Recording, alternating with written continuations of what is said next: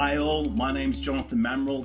I'm the host of the HR Engage podcast, and on this special 20th episode, I have a special guest, and that is Paul Dunn. Paul, how you going? Jonathan, I'm really, really well, and I'm delighted to be with you. And by the way, not just with you, but with hundreds, if not thousands, of people who are listening to the podcast. Thank you, whatever you're doing, to listen. I know that Jonathan has the skills to make this really, really exciting. So thank you for joining us.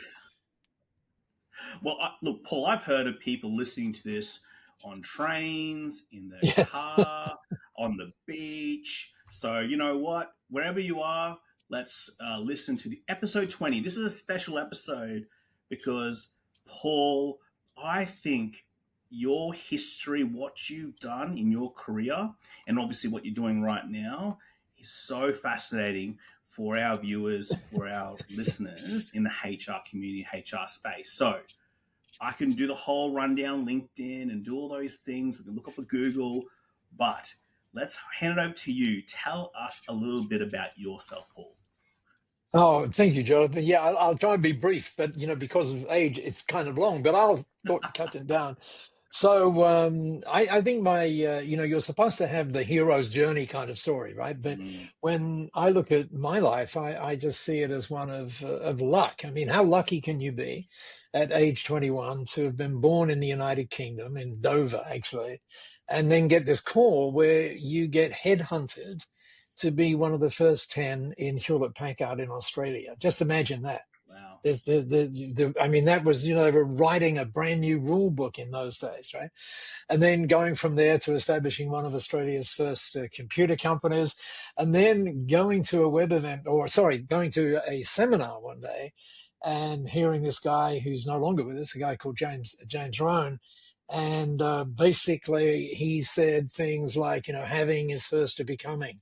And all of those sorts of things, which made me think, oh my gosh, there's maybe something I can contribute to that whole speaking thing. So way back in 1981, yes, in 1981, before most of you were born. You gave a date now, Paul. I did, yeah. So I had the privilege of starting to speak around the world, and that's been an incredible journey. And of course, that part of the journey still continues. Someone calculated the other day that something like 236,000 people are listening to the programs that I had the privilege of presenting, and so on. So, and then of course along came B1G1, which we might get to talk about a little later on. And what's really interesting, Jonathan, I think people say, how do you keep going? Because today is someone can get their calculator out. Let me in fact check it, because I didn't check it this morning. I'll check it again for you now. I have this thing on my phone which is called Days Since. It was designed for people with alcoholics, I think, actually, but who are giving up things. But anyway, today is my 29,788th day on the planet. So now everybody's got their calculators. Hopefully they're not driving when they do it, and divided by 365 and gone, really? Yes. So what gets you through all of that? And Jonathan, when I first saw you do your thing, as it were, about 3 months ago. You're quite extraordinary, but in terms of what you do. And one of the things that I think there was a parallel, because we met after that, and I think the parallel was that we shared this kind of curiosity for what is it that makes shifts? What is it that turns people on? What is it that turns people off? What is that? And also the bigger kind of what if that's there when you start thinking about some of the things that are going on in the world right now. And the reality is, and here's the understatement of the day, right? The reality is there's never been a time like this. And the scary part of it is it's never going to get slower than it was today, right? Which is what's so scary. Yep. And then, but from an HR point of view, who could have imagined several years ago dealing with the issues? Let's go back post-COVID and look at all of the really significant change that has come from that, the whole work from home thing, et cetera, et cetera. And then, of course, now AI, am I really going to keep my job? All of that stuff. And Microsoft came out this week, actually, and talked about the infinite day, how people were working incredible hours and all of those sorts of things. And as you know, Gallup, who's kind of renowned for studies, one of the studies that I found really, really interesting was where they were studying, well, they do this every quarter, right? And so the way I talk about that is this, and this is why I think what you're doing and what the HR professionals are doing is so critically important. Have a look at this. The Gallup study said, if you imagine your company as 100 people in a boat, right, and they're rowing that way, whatever that way is, and so you're kind of up the front and everybody's got their face to you and their backs to where they're going. So have a guess what the study found. It said 26 out of the 100 people at the front of the boat, let's say, are, doing the right thing. They're rowing the right way. I hope you heard the number, 26%. All of a sudden we should start thinking, well, what the hell else is going on? So what you find is that, I'm going to remember the number. That's right. I know the number now. The number is that 62%, 62. That's 6 out of every 10 actually have, if you think about the boat analogy, their oars in the water, just, turning up, going home, having lunch, that sort of thing. Passive, just, they got it there. Yeah, absolutely. Very, very passive. And not at all engaged. And of course, if you do those numbers, you find there's 12% missing. So have a guess what the 12% are going. What they're doing is rowing the other way. That's what they're doing. Yeah. And of course, the problem for HR, first of all, that's a bit of a challenge. But have a guess who those 12% are talking with. I mean, they're talking with the big percentage got their arms in the water, or their oars rather, in the water. And that's a real challenge. How on earth do you deal with that? And one of the words that I hear frequently, well, really, that study was the key thing, because it was asking, what's the engagement level? What's the engagement level? Right? And I presume that all of the HR professionals joining us now and again, thank you for being here. That's something that might keep you awake at night. So it's a good thing to be able to talk about. And I think, and by the way, I've seen that analogy quite a few times presented by a number of people, but obviously, and if Alan, if you're listening, Alan, Sharad, Claire, I've seen that. I've seen those slides of Gallup. So well done. It's reached Paul's mind here as he's talking. But I suppose that's a really good analogy, and I think I haven't really heard of anyone really say, "Oh, that's wrong," because it seems to be quite consistent with what you see pretty much everywhere. Obviously, we're talking about it from the workforce perspective here today, or the workplace perspective here today, from a HR perspective. But you can probably see that in many other parts of life. I mean, the employee engagement side of things seems to have really evolved. Would you agree, Paul? Like, that's really what you're saying. Exactly what you're saying here is what's happening in the workplace is a sense of, in a sense, is mirroring what's happening in other parts of life. Yeah, I think that's true. But hopefully, one of the things we can do is change that up a little bit, right? So that people really do feel engaged. Let me give you another term that might be interesting. In fact, I downloaded the book this morning, and let me make sure I give it the correct title. Here we go. It is called The Art of Mattering, making people matter. If I think I got it right. Let me just make sure I did. I beg your pardon. The Power of Mattering. It's by a guy called Zach Mercurio. And it actually makes this interesting point. It says, think back. He said almost this is like inbuilt. He says, when we're born, right, what do we do? Well, essentially, we cry out to get noticed, right? We want someone to notice, right? And he points out that becomes. I mean, I've only read the first few pages, but from what I see, it is that this whole thing about getting significance somewhere is kind of interesting. And he pointed out early on that there was. If you think about, there was this company which is called a Gift of Flowers, right, in the US, and they have internal employee channels on Slack and all of that kind of stuff. Yep. Yep. And one of those channels is called loneliness. One of those channels, Okay. and it's got 46% of the people in that company, large company, 46% of the people are tuned into that channel. So, you're right. It's not something it's kind of all embracing in a sense. Yeah. There's no one's pointing the finger and saying, oh, it's like it's your fault kind of thing. But it is an issue that we really need to deal with. Yeah. Can I take you back a little bit to, Sure. I suppose, your career a little bit, because it's a fascinating career. One of the first 10 employees with Hewlett Packard was it Australia or Queensland? In Australia. Yeah, in Australia. Australia. You come over.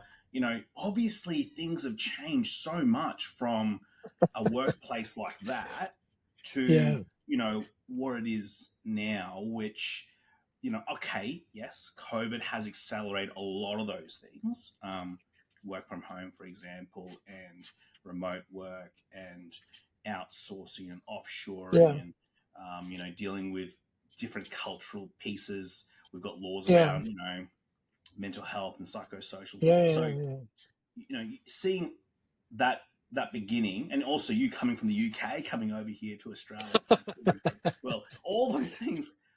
Was there like maybe one or two like big ticket items that you say, wow, there's some big changes that have occurred, and it's sort of caught up. We now have to deal with it. Like there needs to be. So exactly. So when I graduated in London, and then I went to work in London, obviously. It was you had to, way back then, you had to have the right tie, if you know what I mean. You had to, your school was noticed, all of that kind of stuff. And so when the opportunity to go to Australia was there, I got yes, because maybe I don't have to wear a tie. But it wasn't just I didn't have to wear a tie. I mean, it was literally sitting down with Bill Hewlett and Dave Packard. I mean, who actually built Silicon Valley. I mean, that was it. Yeah. And listening to their story, it all started in a garage and all of this sort of thing. And this is where we see this going. This is why we do it. These are the values that are important to us. And by the way, they stood by those values, because when they said to me, hey, Paul, we want you to go to Brisbane to open up HP in Brisbane. And I said, oh, great. I look forward to getting the office. And I said, no. You don't understand. We started in a garage, and so will you. So are you. Seriously, I'm not kidding you. I am not kidding you. I'm sure it's a little bit different today, but that's how it was back then. And so you had this kind of cultural, isn't that interesting? In fact, no one's ever asked me that question before, Jonathan, but it's so interesting. You had that kind of cultural thread going, throughout it. And, I suspect that's incredibly rare now, because there are different pressures and all of those sorts of things that people are doing. So, and then, who would have thought that along comes this thing called COVID? And I mean, the difference, that's just, I remember in the company that in B1G1, which we were running, or still are, of course, at that point, used to go, oh, now what are we going to do? Because we need a London office. No. You can actually have someone, who works from home. And then the challenge is, how do you, there's a 7-hour time to, how do you blend those people into this, and so on Yeah. and so forth. So the quote unquote HR job has gotten harder and harder and harder, let alone, all the different regulations that when you're paying people in the United Kingdom and you're paying people in Australia, it's it's an entirely different ball game. But the real important thing, and I'm sure all of your devotees on listening to this podcast would all feel that it's fundamentally about people, and yet many times we talk about systems and we forget that there's actually people involved with the systems and all of those sorts of things. And I think also we've really learned that complexity is not a good thing. One of the things that I talk about to business owners is very simple. It is this: simple scales, complex fails. It's as simple as that. And yet, as the laws change, goodness me, I mean, how you guys keep up with all those stuff is just Yeah. beyond me. So there are all of these pressures that are going on. But I think. And I'm honestly not sure of the role that HR plays in this. But one time, I think it was about 5 years ago, someone said to me, "Paul, I want you always to remember this," and so I have remembered this. And the thing that they asked me to remember was this: they said, "Always remember that when your vision becomes more powerful than your past, when your vision becomes more powerful than your memory, your future will become more powerful than your past." And so that makes you, can I say that again so I get it right? So It's also a always good remember soundbite that. too. So go ahead, please. Yeah, okay, yeah. So when your vision becomes more powerful than your memory, your future becomes more powerful than your past. And that, I think, is kind of central, because at some point the thing that is kind of turning people on is getting clear. And clarity is another issue, of course. Getting clear on that vision, and the extent to which we can do that is central to us feeling as though we're significant each day, because each day we're achieving something that moves towards that. And so it's that connection with that.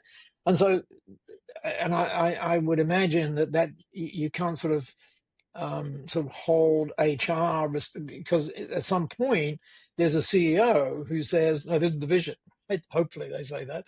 Yeah. And so you've got to, in some ways, kind of fit in with that. So it's and It's a probably a tricky thankless proposition. task as well. It Yeah, is a tricky proposition for yeah, HR teams, and it's just, again, this is from my experience and from talking to HR teams, is that you know the vision side, or and to a lesser extent the strategy, as yeah, well. Those two things need to be relatively clear, or quite clear.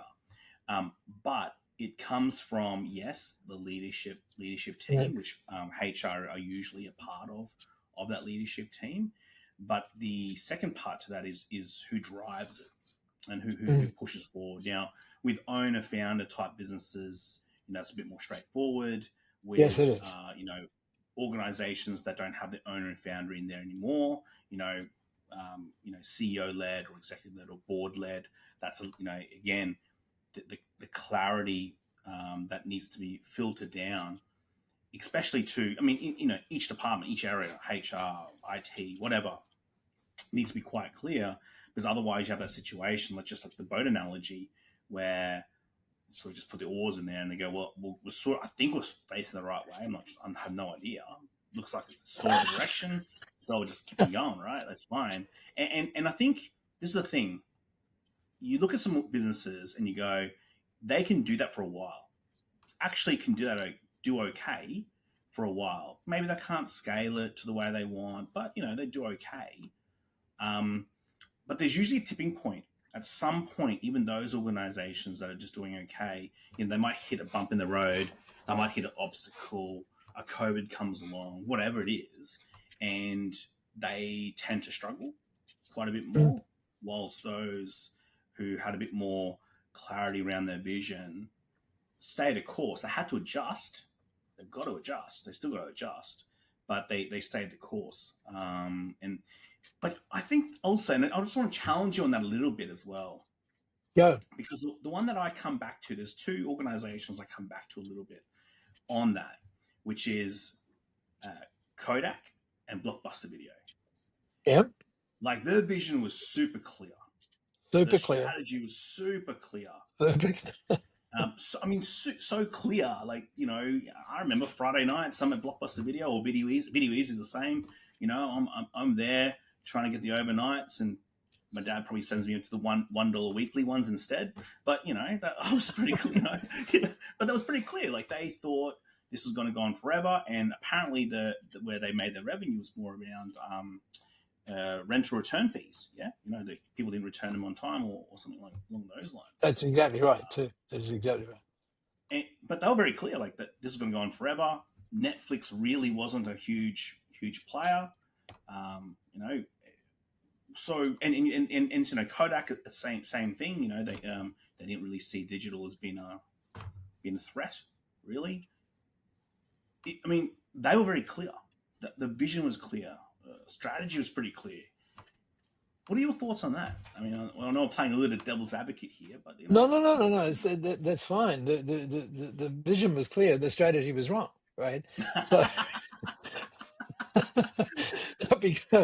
because if you've got any vision or strategy which doesn't involve innovation, then you are out of it. You really are. It's where you and I first met was when you were heading that discussion on AI, right? And that's another thing that, and 2.5 years ago, if I'd have said to you Chat GPT, you'd say, sorry, what the heck are you talking about? That's a whimsical thing over there, isn't it? Like, yeah. GPT, is that like a Formula One thing or something like that? And so part of that, that leadership thing is to understand the role of innovation and to understand that we are consistently required to do that. And if we don't, it's kind of like a head in the sand thing, which is going to go the wrong way, which, Kodak and Blockbuster are a great example of that, and that's one of the interesting things, right? You and I, when we first met, we talked about that, you may recall, and we were talking. But the big thing that came out of that, and I'm sure that in fact, I know that HR plays a huge part in this, to understand that now, what do you do when someone is using this thing and then someone else is using Claude or whatever it is. And we've got to understand that none of that works unless someone stands up and says, guys, we need a strategy here.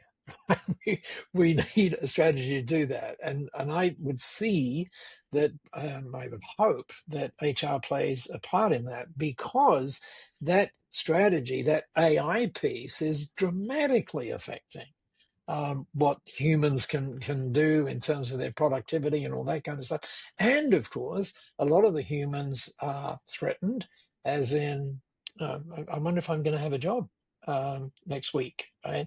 So again, that's so in a sense, that is saying that the HR professional also has to keep innovating in those spaces because of what's going on. Yeah. So, and that's why it's such a central thing, isn't it, to the ongoing success of a company?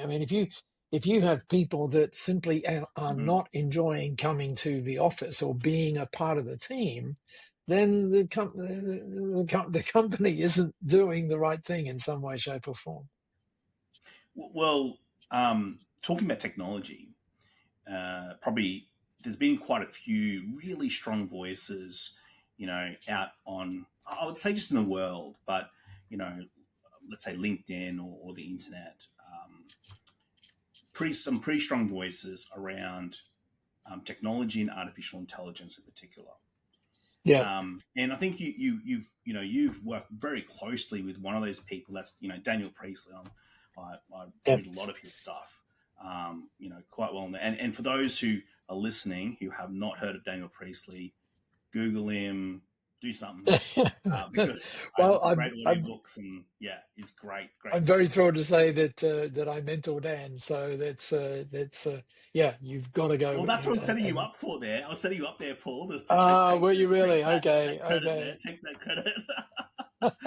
Well, um, it's funny because Dan is moving at such a pace, and it's yeah, very interesting. He asked me, this is a very interesting thing. He asked me, he said, Paul, can you just, when we talk about mentoring, this was a different thing. He said, yeah, I just want you to, because he's incredible number of people now following Dan, as you know, it's in the yeah. millions.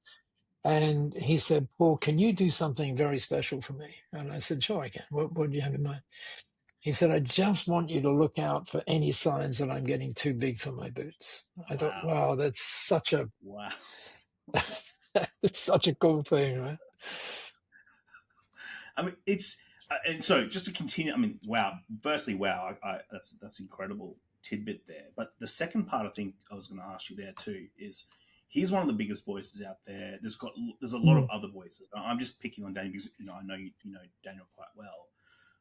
So technology and artificial intelligence, it's going at a rapid pace.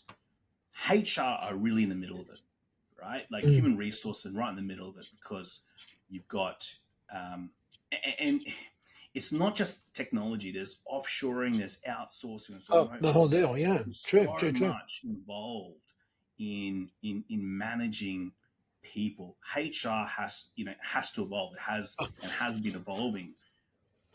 What are your thoughts? When you think about that spot, that particular spot right now. Not talking about the future because I think the future's it's been weird. We don't know what's going to happen. But that spot right now, where we are, where there's a little bit of we're not quite sure, a bit of uncertainty, lots of things could do a few, who knows? That spot right there. What are your thoughts about that, Paul? And do you have any comments or insights or I do. to share with people right now who are dealing with it's either disruption or some sort of effect from technology and AI and all these Yeah, other yeah. changes. Well, part of my my history, if you like, let me go back into the late 1990s again, when probably some of us were not born. And there was a guy, his name is Joe Pine, or Joseph Pine the Third, actually. For some reason, he now calls him Joe Pine the Second. I'm not sure why that is, but anyway, back then he was the third. And he wrote this really beautiful book, brilliant book, and it was called The Experience Economy. And what it was talking about is how our role as service providers or product providers or Mm, whatever it was to make sure that the customer experience was up there. And so Disney was coming into his work and all of that kind of stuff.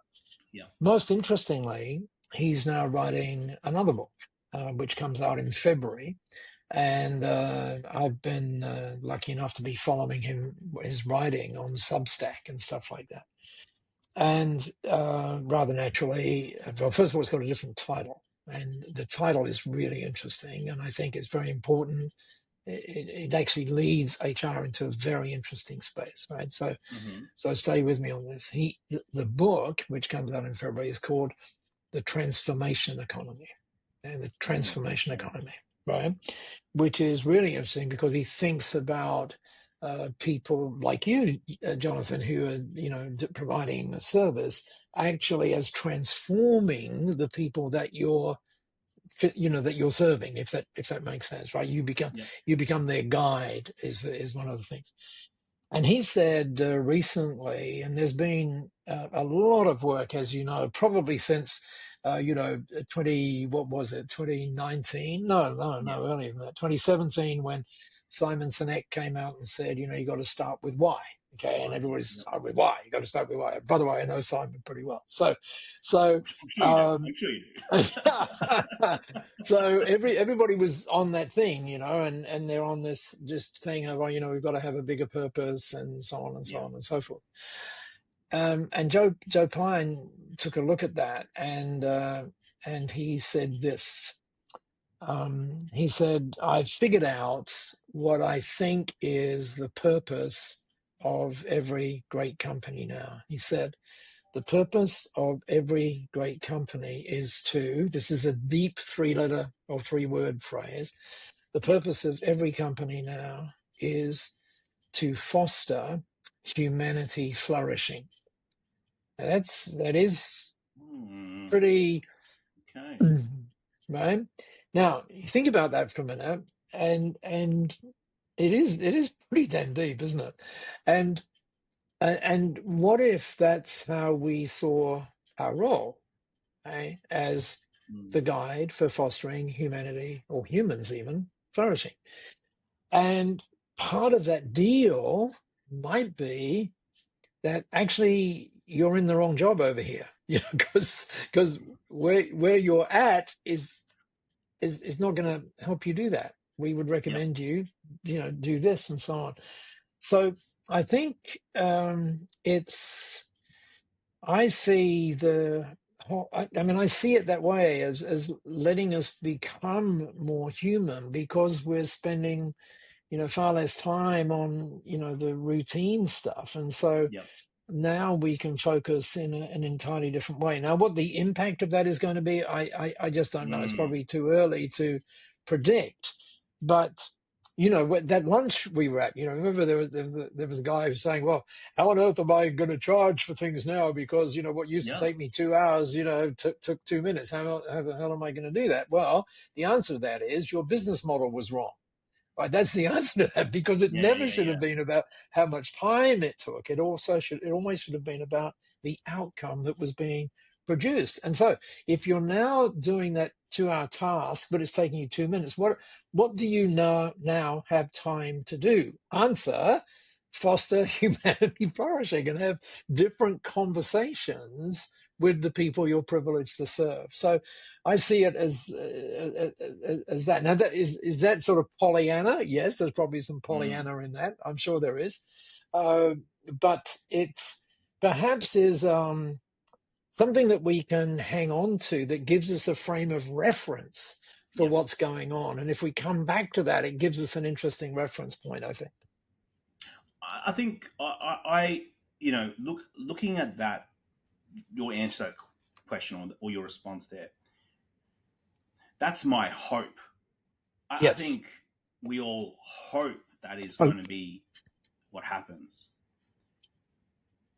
My question is, will that actually occur? And I go back to, I don't know if you remember this show. The show was called Beyond 2000. Do you remember this Yep. show? Yeah, I do. Yeah, I Um, do. Yeah. and it was basically, like robots, and Yeah. Yeah. all these scientists would basically talk about what they think is going to happen in the future. And this was, I think, maybe late 80s, early 90s. So the whole idea was, in 10 years or 20 years, this is what's going to Yep. happen, right? Or at least that's when I was watching it. But, the issue that I have with that is no one was ever kept accountable for those ideas Thanks. and Mm. suggestions and inventions or whatever. Some of it turned out and to be honest, if you look back on it, some turned out sort of the way they said, but not exactly the way they said, right? Correct. And some was just outright wrong, right? So they're just outright wrong. Yeah. My concern is, and this is my concern, is that we talk about that from a hope perspective, and I think we hope that's going to be the case. But the Mm. people who are saying exactly that aren't going to be held accountable 5, 10, 15 years' time if it doesn't turn out that way. And Correct. obviously, there are variations to that. The worst, of course, being, you know, the Terminator style, right? That's Yep. probably the worst. Maybe there are worst case scenarios, but that's probably one of the worst case scenarios. So I suppose right now we're sort of at this precipice. My concern is that we're building ourselves on this hope, but is that going to be what we bank on, or is there something more, another part to this? I think that's a really interesting discussion. I mean, what are your thoughts on that? Oh, I think you're absolutely right, and the the pundits who study this stuff say things like, including Dan actually, saying, well, if you look back at all of the other sort of transformative things in history, you look at the printing press, you look at, more recently, the internet, and everybody's going, oh my God, it's going to be a disaster. But when you look back, it's actually kind of interesting. I think, and so, to some extent, we can look at that and go, oh, okay, it's not perhaps as bad as we figured it might be. And you're quite right. We have to look at it that way. We really do. Otherwise, we go insane. But I think what we now see is because of the power of what's there, there's not a day, Jonathan, when I go and use whatever AI tool I'm using and go, oh my God, did it actually do that? I mean, did it actually? So on that point, Paul, yeah, do you smile about what it's actually done or the potential of what it could do? Because I think there's two well, I think, differences. Like if you use AI, like as an example, the AI videos, they're pretty garbage. All right. I know there's a lot of people trying to pitch to me that they're amazing. They're not great. And they're a bit weird, they're cringeworthy. I feel odd when I watch it, right? But if you think about the potential of it, you go, ooh, there's some meat to the bones there. But right now, it's garbage. That's what I mean. Like, are people more excited about what it actually does right now, or is it more the potential of it? A few more tweaks, a few more things, is going to get. What's your thoughts on that? well, it's seriously a complex issue, and I think the other thing that's interesting is, like who is the sort of guiding star that we individually look at. So if you, for example, are looking at someone like Peter Diamandis and the people in that loop, it's totally positive. And then there are other people who go, well, hang on a second, it's not. So it's like I don't know the answer to that. But what I am uh, that the big takeaway for me, but from that first meeting we had, was that we just need to sit back. Sit back is the wrong word, but we just need to go, okay, in order to do this, and there are certain things going on that at this point we don't understand. But what we do have to have is some kind of strategy that builds, that builds in. And I think with strategies also comes guardrails and stuff like that automatically into the strategy and stuff. So I think it's yes, it's an embrace but with structure that is perhaps the way to go with that. But I mean, what exciting times though! I mean, it's both unbelievable, exciting, intriguing, interesting, all those things, and who knows what's going to happen. I want to bring you back to employee engagement, because I think employee engagement is an area that has had loads of development. And I think probably even more so, and I hate to go back to COVID, but that was a real trigger point in the workplace. Totally. So employee engagement, and there's many ways this can go, but obviously we've still got, it probably wasn't as strong as it was, but there is still that recruitment and retention issue that we're dealing with in Australia, especially highly skilled, highly valuable, occupations, particular occupations. Yep. So, thinking about certain industries as well that are struggling to get the type of people that they want. Firstly, skills, and then secondly, in terms of cultural fit and all those types of things. And then the other part, of course, is trying to keep them as well, to retain them. And there's all these different ways that they've tried retaining them. From your perspective, because I know you're really involved in the employee engagement part, and this is where I want you to sort of really talk about in particular, some, what you'll be working on. But what are your thoughts, and what sort of led to you what you're working on right now? Yeah, and thank you for the question, and I'll do my very best to answer that in a way that makes sense to everybody here. Mm-hmm. So, all of us have, I think, moments. One of those the moments where you go, "Oh my God!" The eyeballs pop when you. And I had one of those moments in 2007. When I met this wonderful lady called Masami, who you've also met, Masami Sato. And she's kind enough to credit me with the co-founder of this thing that came up during the discussion that we had that day when I was mentoring her. And here's what she said, and it's pretty deep. She's in this mentoring session, and she says, "Paul, can we change it? Because you're always the mentor, so you're asking me the questions. I want to ask you the questions." So no, it sounds like fun. So her question was this. She said, "What if," I got a lump in my throat because I know what I'm about to say. Yeah. And it's pretty interesting.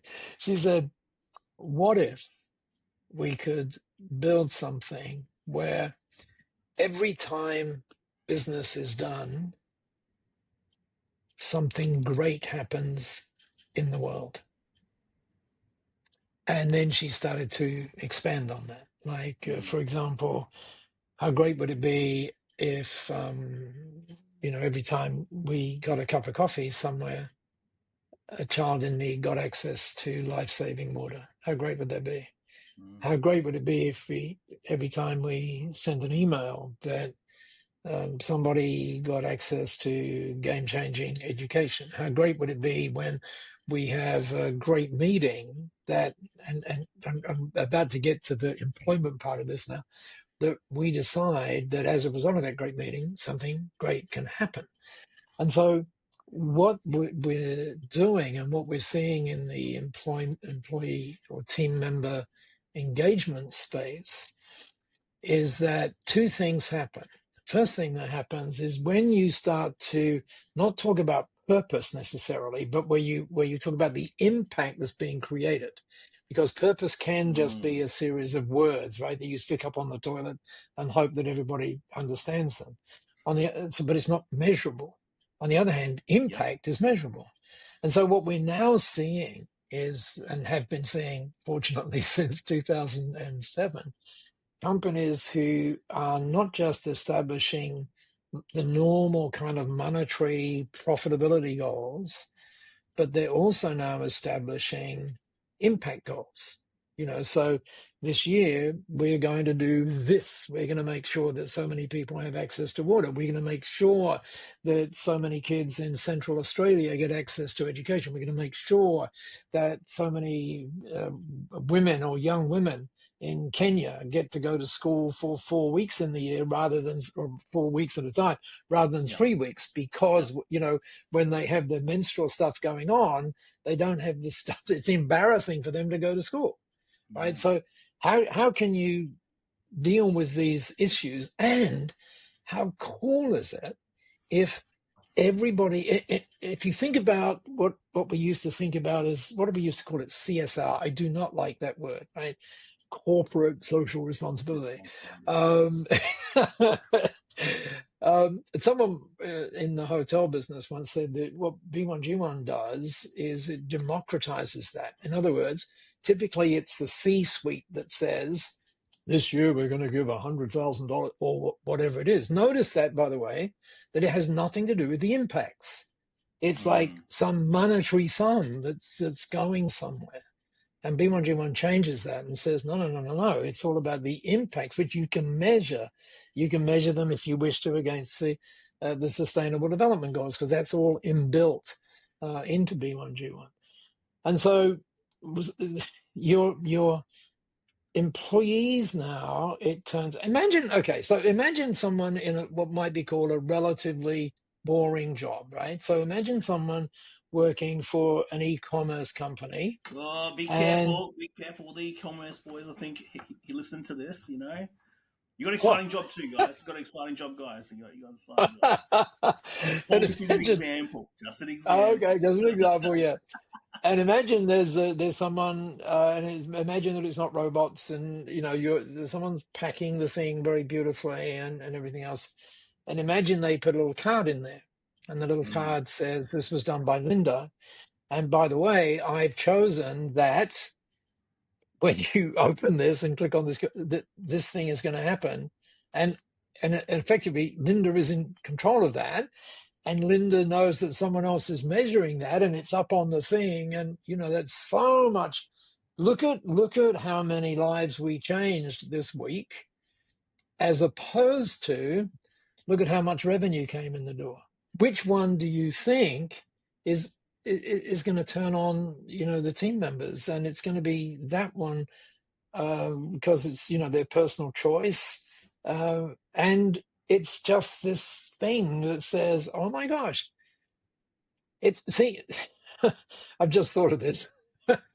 That's why I went, oh, like that. The interesting thing is, what's actually happening is, oh, this is so cool. All of a sudden, it doesn't become about them. It becomes about something bigger mm. than them, right? And it's that something bigger than them which changes a lot of things. And so we see And I can that. see how. Go Yeah, ahead. sorry, and I can see how B1G1, that concept of measuring impact or having impact, Yeah, can have a very transformative effect on employee yeah, engagement, because it's almost like it's a different pitch. It's almost a different yeah, pitch to exactly. start. Like, yeah, obviously you got the monetary and you've got the financials and you've got all those things, the normal things, yeah, flexibility and whatever, all the things there. But a lot of that stuff is very much that person centric, yeah, which Yeah, absolutely makes sense. Um, while it is person centric, but also you're able to go, well, you're having an impact that's even greater than you. yeah, That's but you can measure that.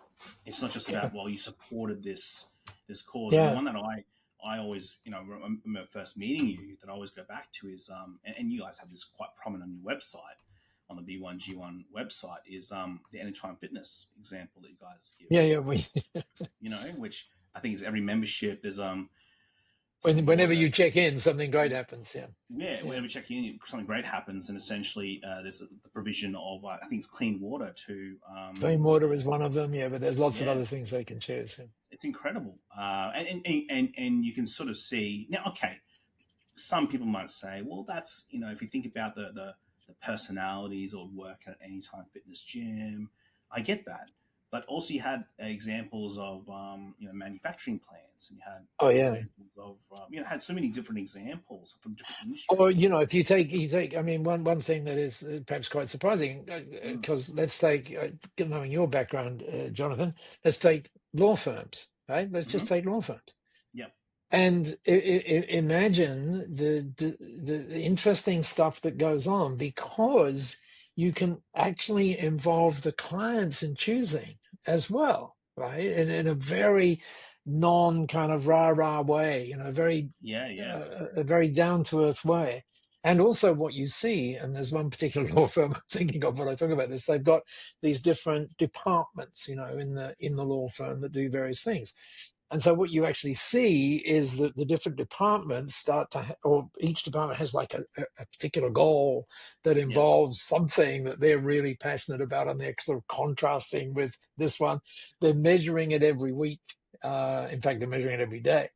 And then every quarter, they actually get together and change up where the impacts are being created and stuff like that. So you've got something that is moving the whole time, so people don't get tired of it. Yeah, it's really cool.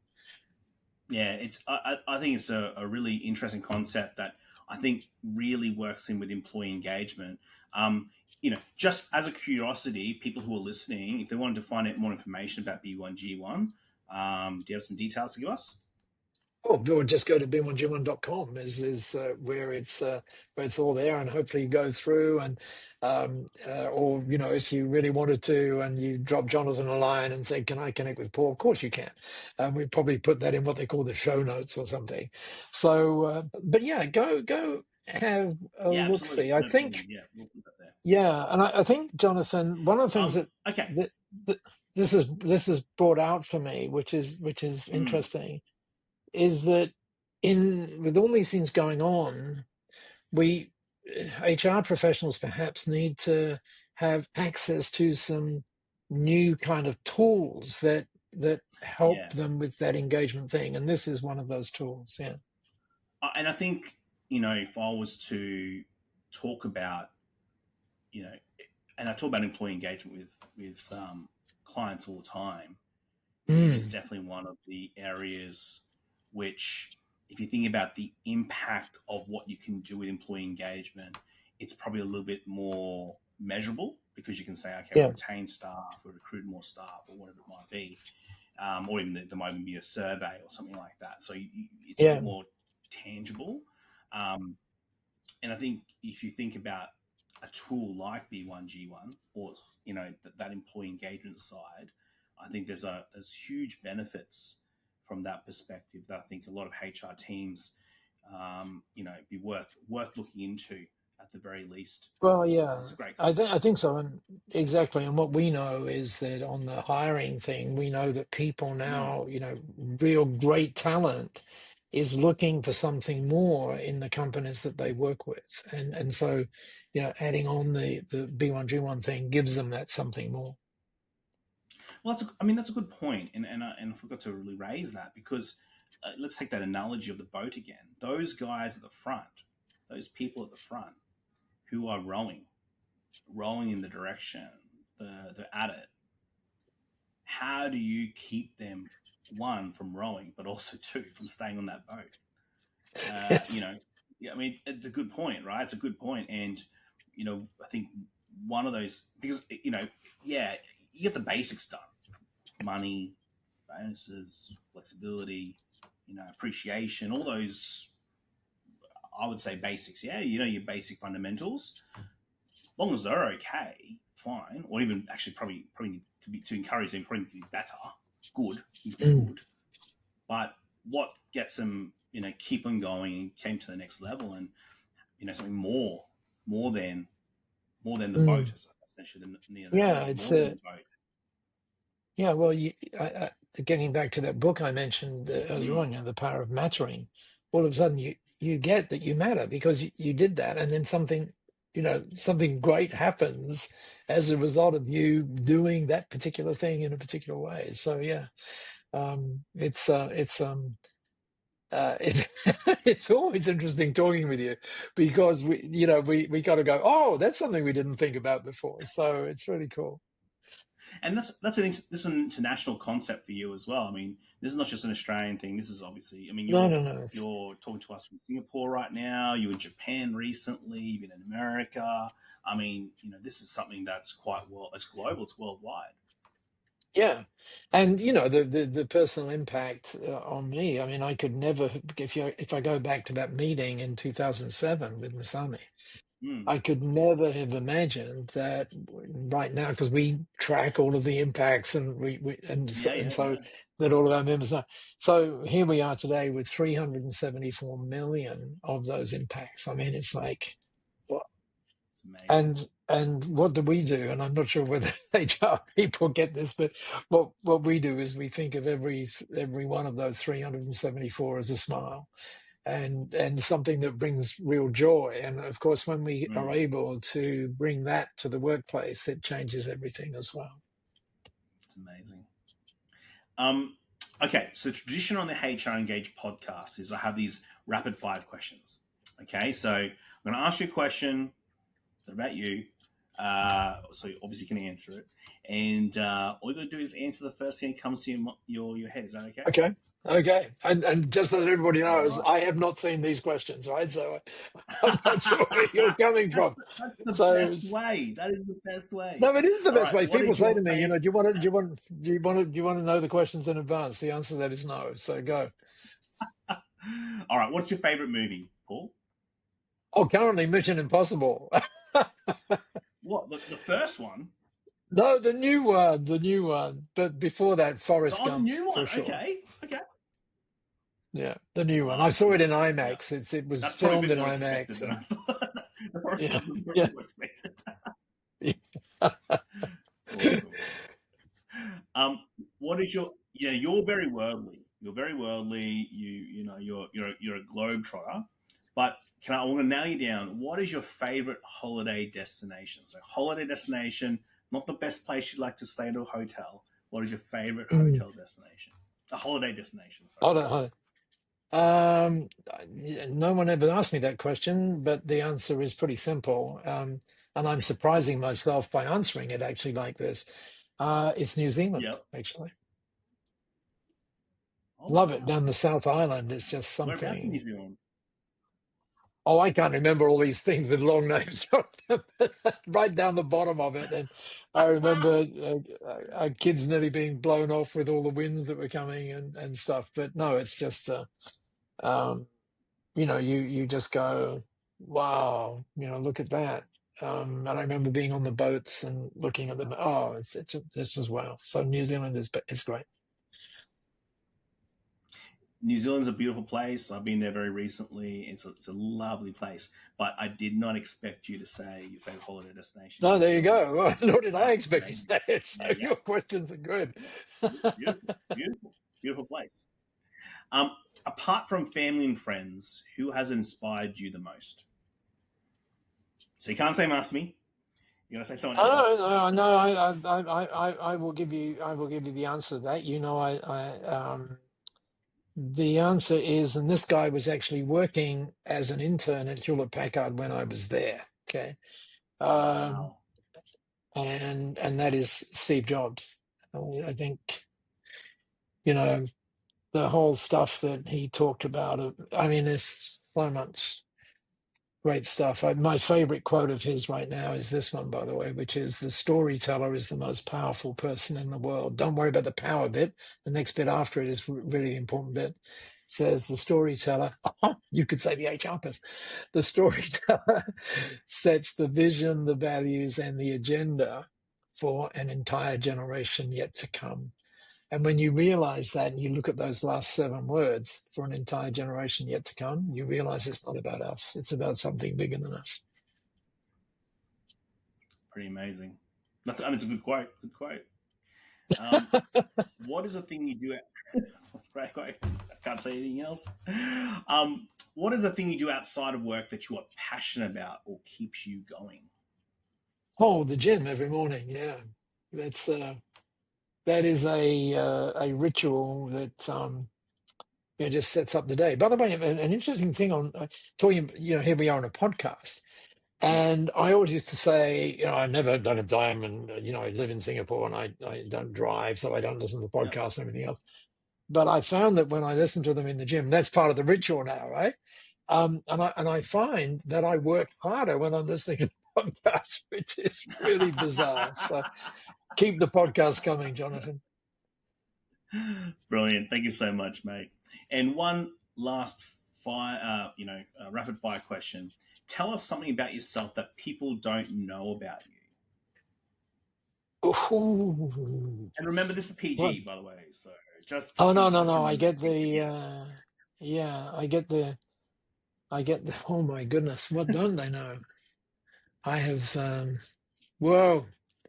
Um,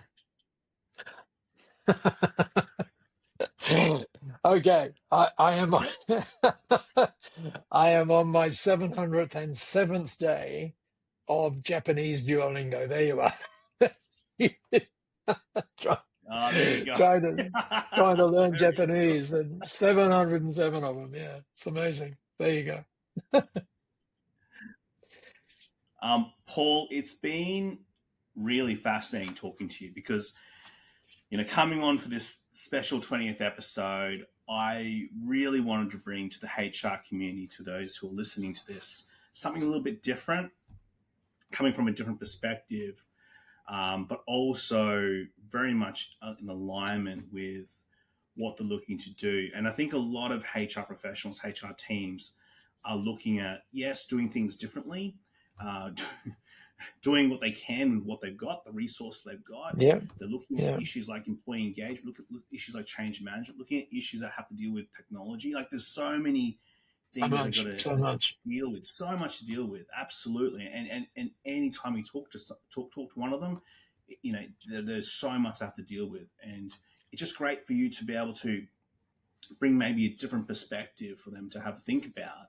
And in particular, that whole idea of, yep, you can have a purpose, but maybe it's, you know, it's not as measurable, you know, and you can't maybe measure that as much.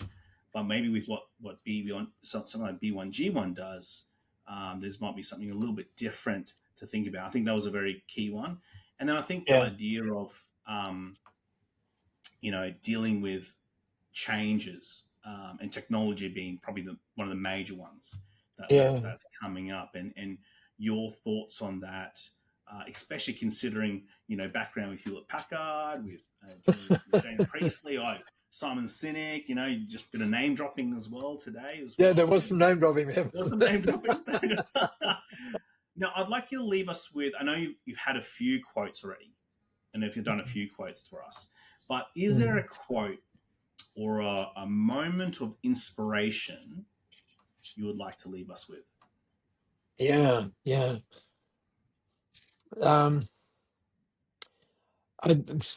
We actually said it earlier on, and when I was saying it, I did get that lump, and that is, well, there are two really.